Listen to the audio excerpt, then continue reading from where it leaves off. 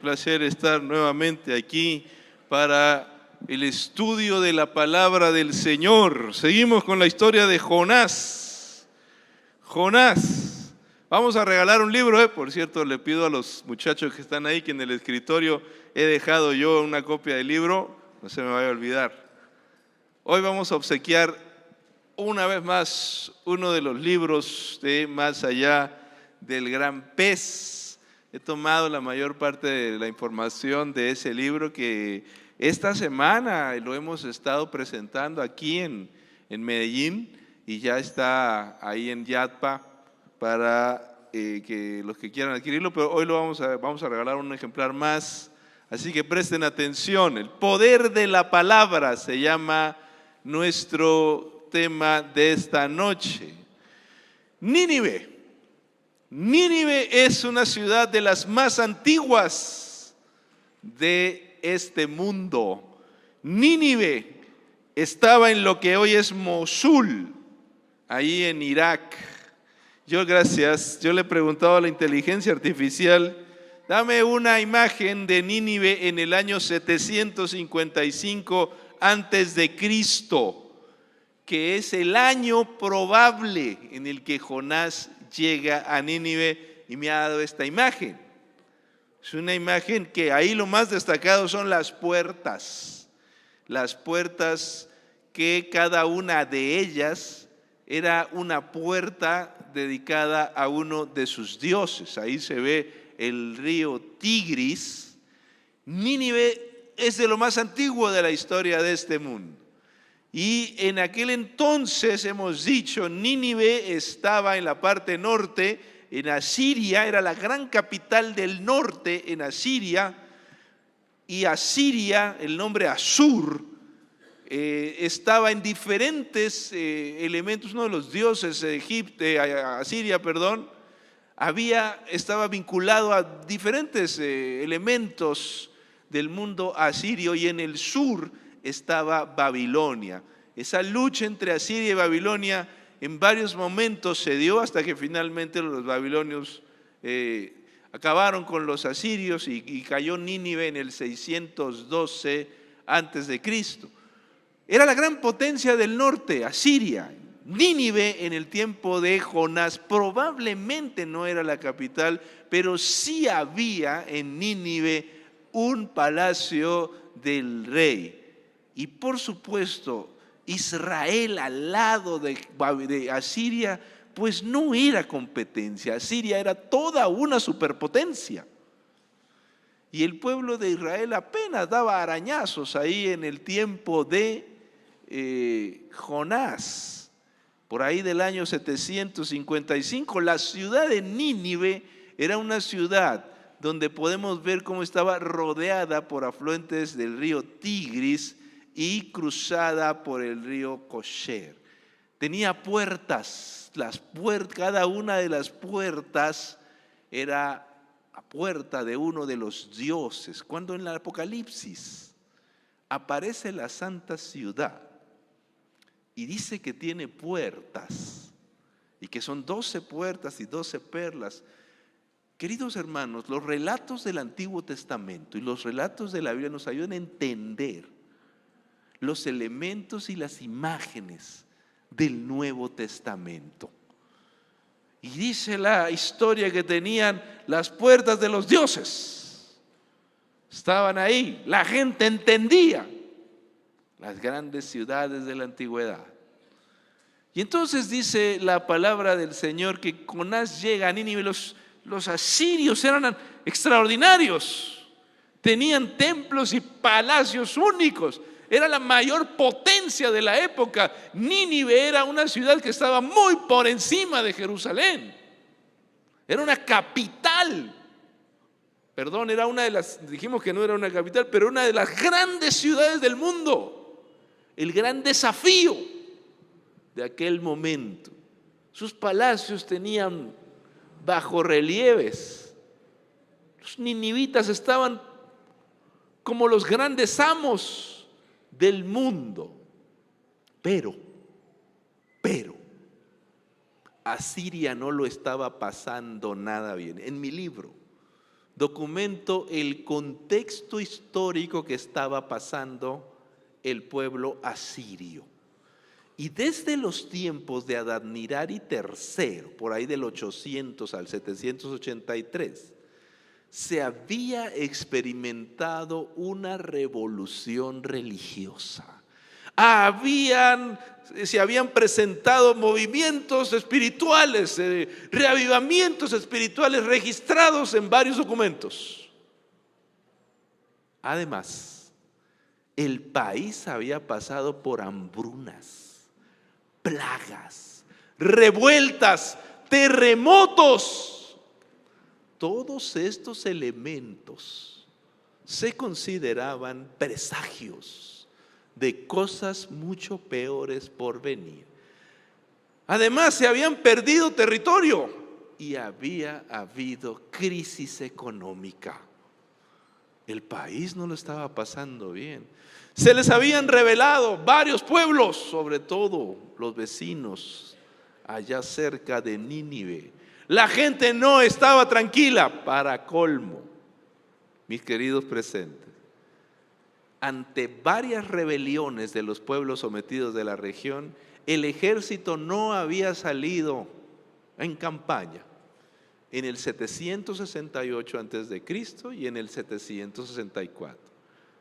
Imagínense, el pueblo asirio estaba muy inseguro. La gente estaba expectante. Hambrunas, plagas, revueltas, para ellos eran mensajes de los dioses. Un terremoto era un mensaje de los dioses. Pero todavía peor, los eclipses.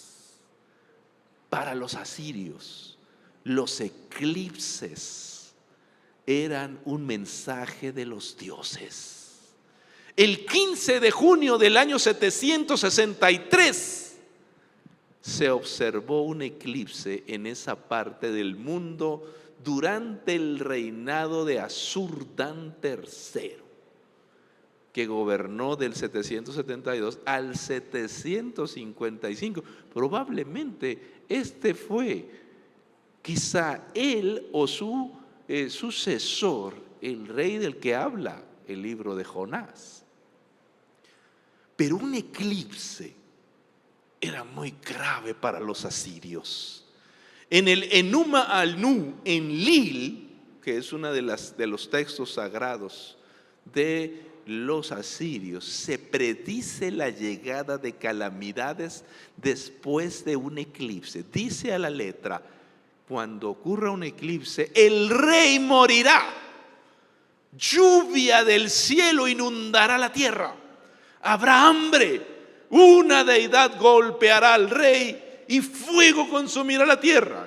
Imagínate, antes de la llegada de Jonás a Nínive, la gente está asustada. Especialmente ¿quién? El rey. Ha habido terremotos, ha habido hambrunas, ha habido enfermedades, ha habido plagas, ha habido un eclipse. Y en Nínive la gente está temblando.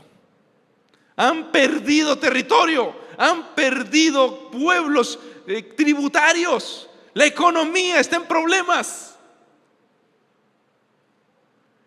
Hay condiciones en las que la gente es más sensible a la palabra de Dios, especialmente en las grandes ciudades.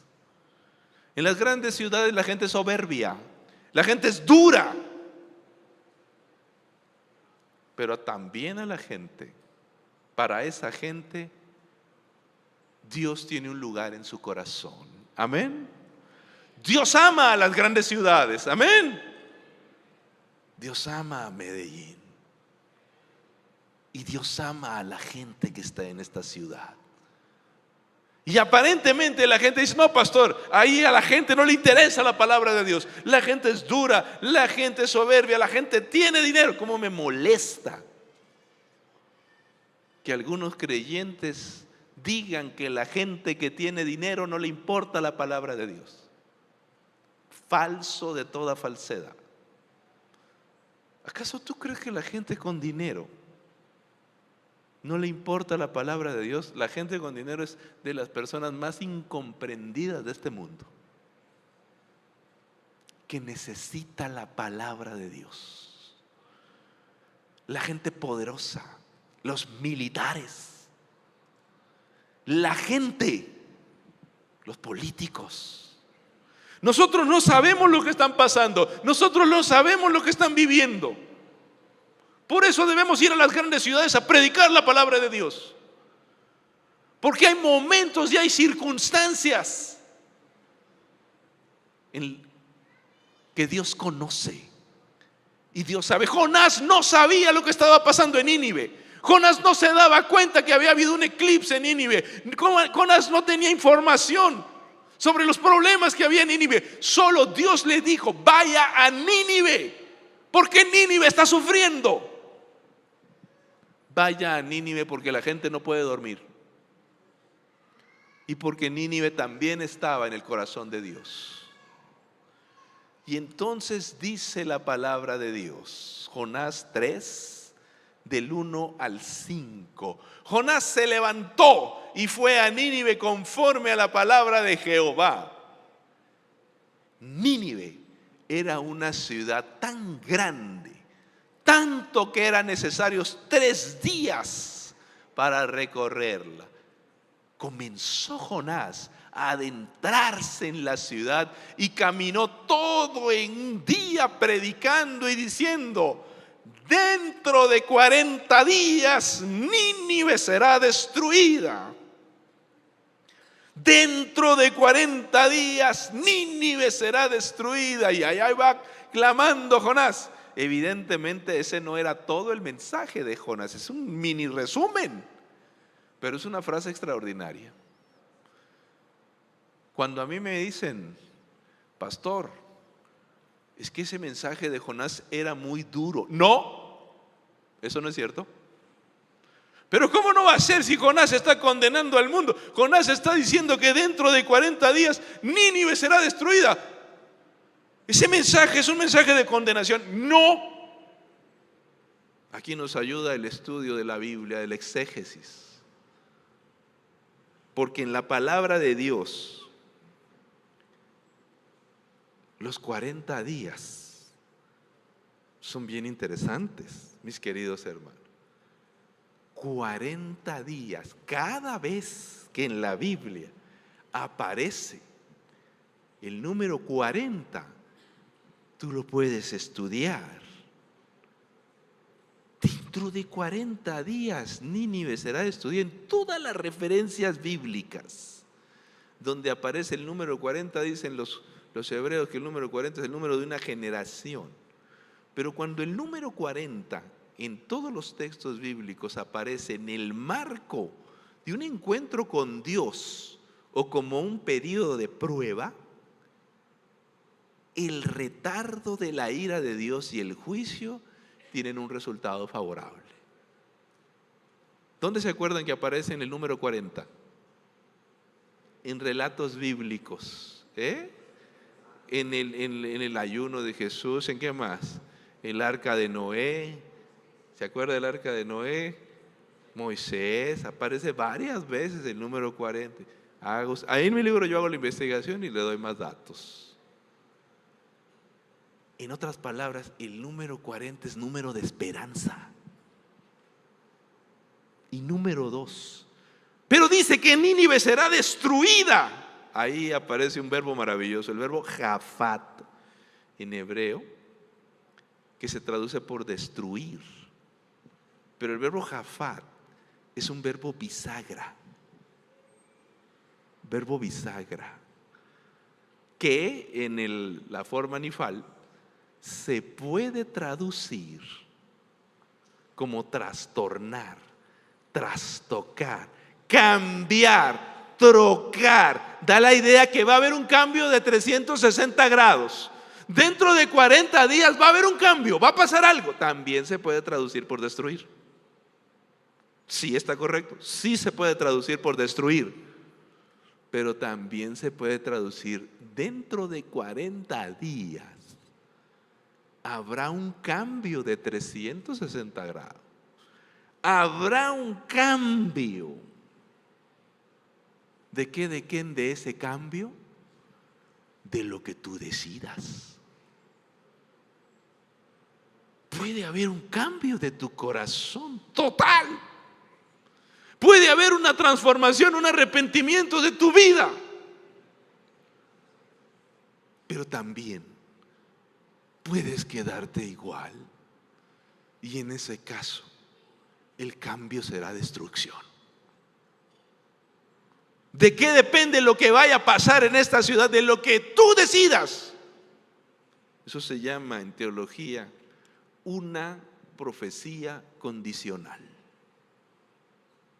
Hay profecías en la Biblia que dependen de la decisión de la gente, otras que no.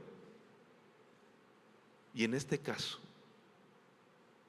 es la decisión de la gente, del pueblo ninivita, lo que determina el cumplimiento del mensaje. Pero este mensaje es un mensaje de esperanza. Dentro de 40 días sucederá algo extraordinario, un cambio radical. Y ese cambio radical puede ocurrir en tu corazón. Lo que está diciendo Jonás. Y dice la palabra de Dios: los hombres de Nínive, ¿qué cosa? Creyeron a Dios, amén. Proclamaron ayuno, y desde el mayor hasta el más pequeño se vistieron con ropas ásperas. Este relato me parece extraordinario. Dice la Biblia que la gente creyó que ese cambio extraordinario sucedió. La gente creyó. La gente estaba asustada. La gente estaba expectante.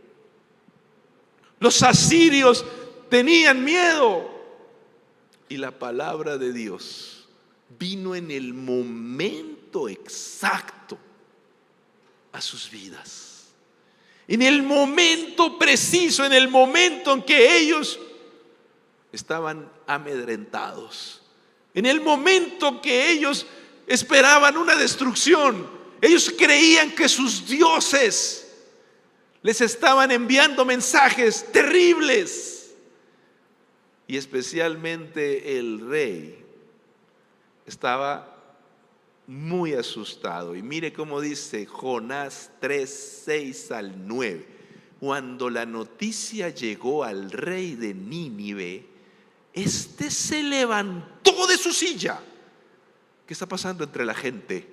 Le dijo a sus súbditos: Majestad, hay un predicador en la calle.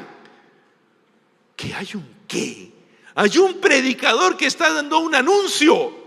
¿Y cuál es ese anuncio? Dentro de 40 días Nínive será destruida. Entendió perfectamente el sentido del verbo jafat, porque resulta que en la lengua asiria el verbo tiene la misma función. Es un verbo bisagra. Y el rey entendió perfectamente de lo que se trataba. Aquello que iba a ocurrir estaba en las manos del rey y de su pueblo. Había una esperanza extraordinaria, pero todo dependía de su decisión. Y entonces dice la Biblia que el rey se levantó de su silla, se despojó de su vestido, se cubrió con ropas ásperas y se sentó sobre ceniza. Esa era una costumbre hebrea para mostrar arrepentimiento y humildad. Luego hizo anunciar en Nínive, por mandato del rey y de sus grandes, una proclama que decía, escucha esto: hombres y animales, bueyes y ovejas. ¿A quién está incluyendo?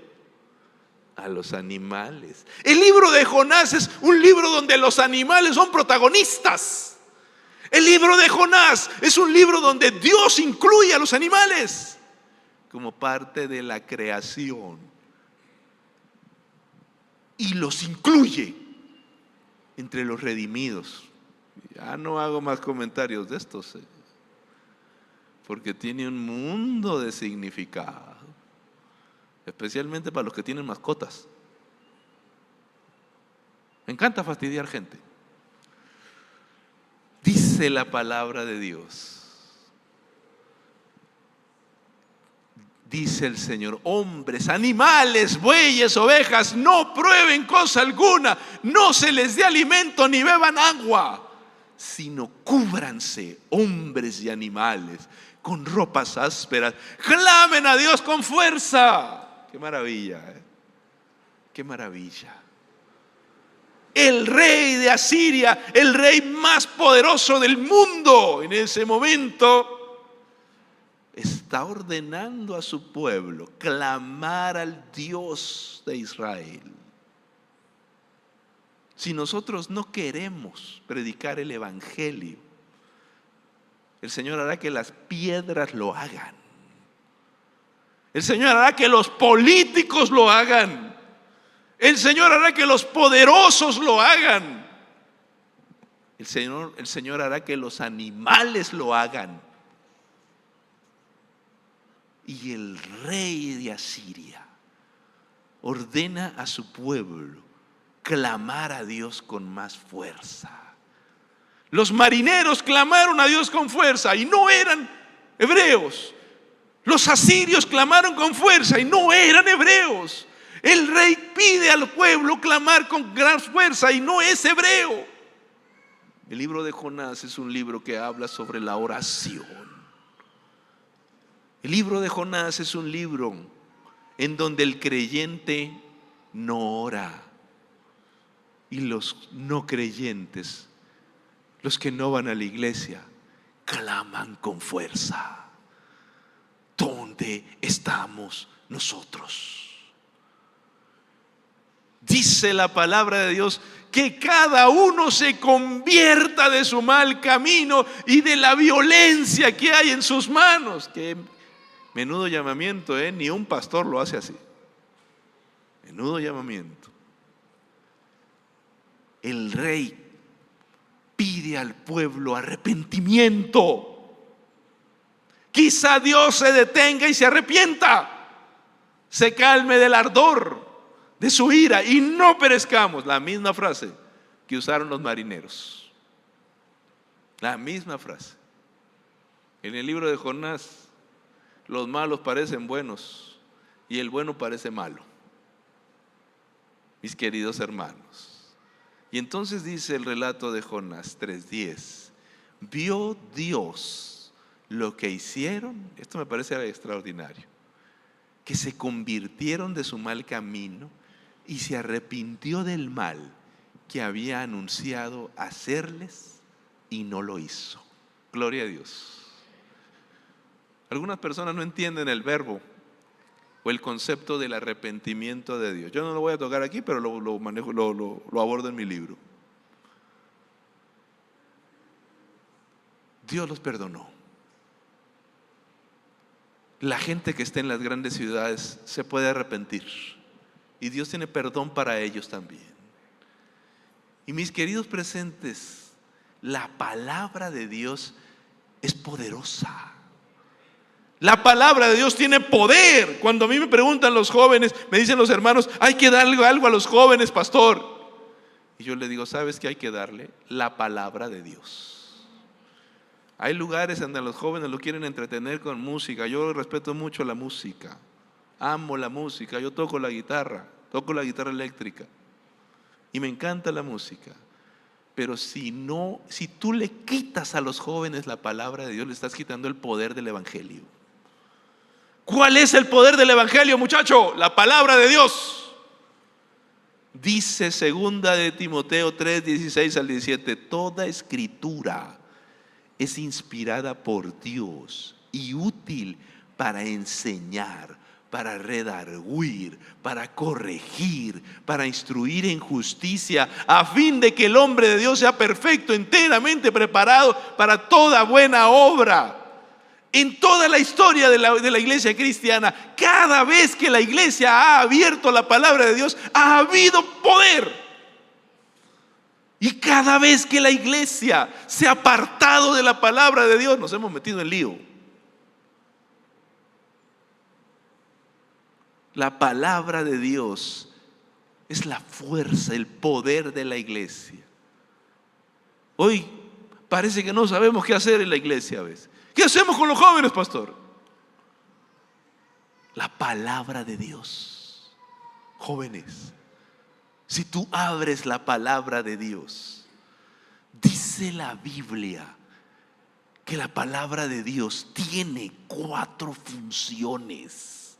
La palabra de Dios es para enseñar, dice la Biblia. La palabra de Dios es para instruir, dice la Biblia. La palabra de Dios, aquí se me fue una. El primero debe ser redarguir. La palabra, ya lo puse atrás. Bueno, ¿qué ha pasado con ese? Algo me falló ahí. Hay que echarle la culpa a los niños del sonido. No se crea. ¿Cuál es la que falta ahí? A ver, dígame. Corregir. Cámbiale ahí. Corregir. Qué pena, disculpen. Hasta la inspiración se me fue. Ya he vuelto. La palabra de Dios es para enseñar. La palabra de Dios es para corregir. La palabra de Dios es para instruir y redarguir. ¿Qué quiere decir redarguir? Convencer. La palabra de Dios te convence que estás mal. Pastor, es que yo estoy mal. Amén, digo yo. Amén, gloria a Dios. Cuando un hermano me dice, estoy mal, pastor. Gloria a Dios, es el poder de la palabra en tu vida, el Espíritu de Dios. La palabra de Dios es para enseñar.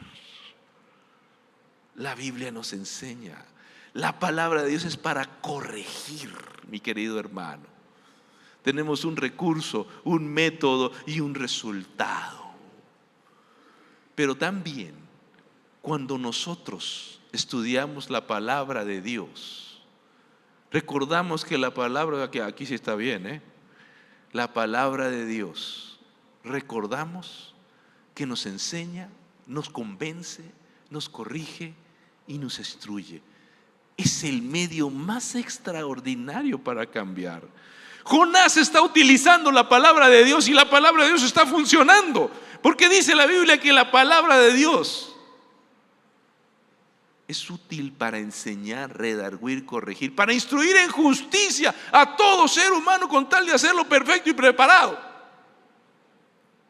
con tal de transformarlo, mis queridos presentes.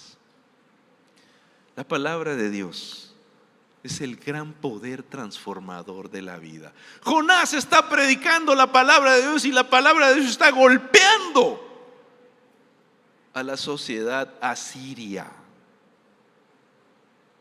¿Sabe por qué no funciona la palabra de Dios en mucha gente? Porque no la lee, porque no la escucha. Hay un autor muy bueno que se llama, válgame, ya se me olvidó. Miren nada más, ya se me va la olla. A ver si ahora me acuerdo. Es el autor de un francés, recientemente un investigador que ahora me voy a acordar. Él dice que hay 3 elementos en la interpretación de la Biblia. Yo agrego un 4. Él dice que ¿cómo sé yo, pastor, que entiendo la Biblia? Si tú la comprendes, es cuando tú la puedes explicar. A mí me duele mucho que mucha gente, yo le pregunto, a ver, ¿cuántos saben qué es la salvación? ¿Quién me explica la salvación? La gente no te sabe explicar. Tú comprendes la palabra de Dios cuando la puedes explicar. Pero tú comprendes la palabra de Dios cuando la puedes aplicar. Y tú comprendes la palabra de Dios cuando la predicas. Porque es importantísimo predicar la palabra de Dios, porque uno aprende. La mejor manera de entender la palabra de Dios es enseñándosela a otro, explicándosela a otro. Cuando tú la explicas, la entiendes mejor. Explicar más es comprender mejor. Explicar más es comprender mejor. Y cuando comprendes mejor, aplicas. Y cuando aplicas, predicas. Mi querido hermano, Jonás está predicando. Y tú y yo tenemos que predicar para entender al buen Dios. Explicar más es comprender mejor, porque entonces uno aprende a aplicar y eso te impulsa a predicar las escrituras. Esta noche yo quiero orar, mis queridos presentes. Y hay un chico que va a cantar aquí, ahí está Hammer, ven. Porque Jonás predica un mensaje lleno de esperanza. Pero el mensaje de Jonás depende de la decisión de la gente. El resultado del mensaje depende de la decisión de la gente. Es una profecía condicional. Yo puedo predicar la palabra de Dios esta noche. A ustedes que están aquí, a la gente que nos mira por internet. Pero el resultado del designio divino, el resultado de la palabra de Dios depende de ti esta noche. Yo he invitado a algunos hermanos, he invitado a la iglesia. Si hay alguien que no ha hecho su pacto con Dios a través del bautismo, el bautismo bíblico, quiero invitarle a aceptar la palabra de Dios y aceptar entregarse a Cristo por medio del bautismo. ¿Hay alguien que quiera hacerlo? Póngase de pie y venga aquí al frente. Si hay alguien que quiere decirle sí, Señor. El poder del mensaje depende de tu decisión. Y estamos aquí para tomar decisiones. Allí en internet hay gente seguramente que está tomando decisiones. Yo le invito a manifestarse. Los chicos van a poner el QR. Y es importante que tú tomes decisiones. Pero esta noche, aquí en la iglesia, yo predico como Jonás. Dentro de 40 días, Nínive será destruida. Hay un mensaje que puede ser un cambio en tu vida.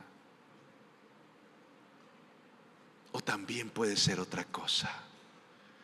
¿Cuál va a ser tu decisión? El resultado es decisión tuya. En el nombre del Señor yo te invito a seguirlo.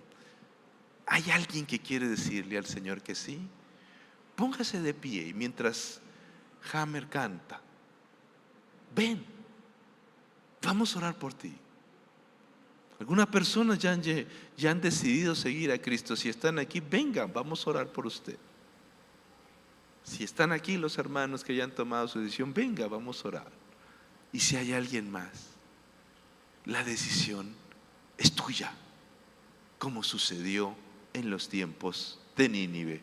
Vamos a escuchar al Hammer y mientras él canta, yo voy a orar por ti.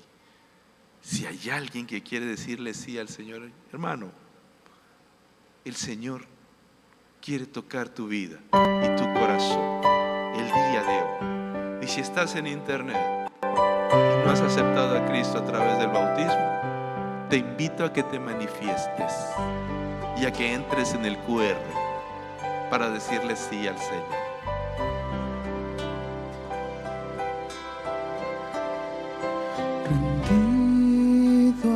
Tus pies, yo quiero estar, mi Jesús, contemplando tu rostro y tu mirada de amor y abrazarte con ternura, como siempre lo haces tú. Y decirte que te amo como me lo dices tú. Quiero servirte, Jesús, como me enseñaste tú. Quiero darte mi vida como me la diste tú.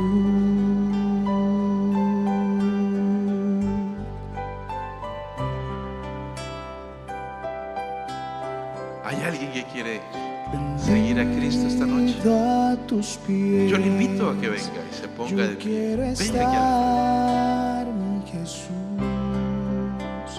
contemplar. Los ninivitas aceptaron a Jesús. Rostro, los ninivitas aceptaron al Señor. De amor, estaban pasando por problemas muy graves y sabían que tenían una oportunidad. ¿Tú aceptas al Señor esta noche? Te invito a que vengas. Allá en internet, te invito a que te manifiestes. Tienes que decirlo. El rey lo proclamó. Y en Nínive, desde el más grande hasta el más pequeño, aceptaron al Señor. Ponte de pie y ven aquí. Queremos conocerte. En las grandes ciudades hay gente que Dios está observando y Dios quiere ver tu vida junto a Él.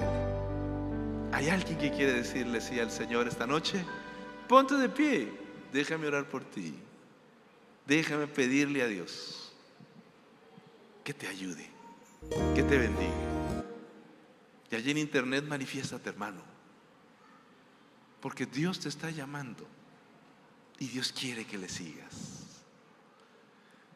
Dentro de 40 días Nínive será destruida. No sabemos lo que puede pasar en tu vida. Nadie tiene la vida comprada y la decisión está en tus manos. El Señor nos da oportunidad, pero hay algo que Él tiene para nosotros. Hay un espacio de libertad, hay un espacio que nosotros podemos decidir, pero no siempre estará. En los tiempos de Jonás hubo un espacio, 40 días. En los tiempos de Noé hubo un espacio, 40 días. Y el Señor ofreció salvación. Pero la salvación tiene un tiempo de gracia. Acéptala hoy. Acéptala hoy. Y entrégate al Señor. ¿Hay alguien que quiere decirle sí al Señor? Te invito a que se coloque de pie. Venga aquí. Queremos orar por usted. Queremos orar por ti. Queremos invitarte a seguir. Allá en internet queremos conocerle. Escribe. Escribe donde quiera que estés. Escribe en el chat. Pide una visita del pastor y decide seguir a Cristo. Yo estoy seguro que aquí hay alguien. Yo estoy seguro que aquí hay alguien. Y aunque no se ponga de pie, yo voy a orar por ti hoy y esta noche. Porque el Señor te ama y te busca. Y tú estás aquí. Y esto está aquí para propiciar tu salvación. Decide por Cristo. Hoy es tiempo de decidir por Jesús. Ninguno de nosotros sabe lo que va a suceder mañana. No, pastor, más adelante. ¿Y tú cómo sabes que habrá más adelante? Después. ¿A tú cómo sabes que va a haber después? Hoy es tiempo de decidir por Cristo. Sigue a Cristo. Ponte de pie, ven. Y vamos a orar por ti. Y aunque no lo hagas, vamos a seguir orando por ti, porque Dios sabe quién eres y dónde estás. Vamos a orar en este momento. Querido Padre que estás en el cielo, santificado sea tu nombre. Hoy estamos aquí recordando el poderoso mensaje de Jonás en Nínive y cómo la gente, en medio de circunstancias bien difíciles, estuvo dispuesta a seguirte. Hoy, aquí, vivimos en condiciones complejas. La gente que nos ve por internet también vive situaciones complejas. Y la única solución eres tú, Señor. Hoy quiero poner en tus manos a aquella persona que está aquí en el templo, que aún no te ha seguido, no te ha aceptado públicamente mediante el bautismo. Quiero rogar que toque su corazón y tu Santo Espíritu lo impulse a seguirte. También pongo en tus manos a la gente que nos mira por internet, para que esta noche se decidan por ti. Que tu gracia, que tu poder les permita seguirte, y que tú, Señor, puedas quedarte esta noche en sus corazones. En el nombre de Jesús te lo ruego todo. Amén.